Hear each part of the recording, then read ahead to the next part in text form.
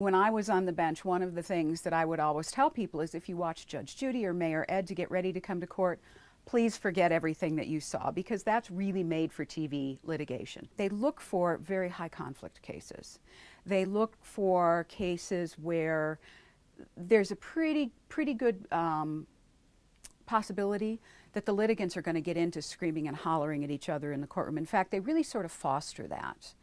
Whereas one of the things that we did in small claims court was we looked for ways of problem resolution. There had been a lot of conflict between two businesses. In this particular instance, two businesses that were owned by individuals who were both Asian and had emigrated to the United States and built businesses here. One was, I think it was a dry cleaner and a tailor or something like that.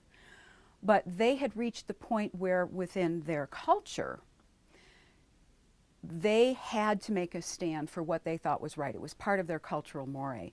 Once we got into court and they listened to what each other had to say while they were presenting their evidence, we actually were able to resolve that case with an apology on the record. No money changed hands, nothing.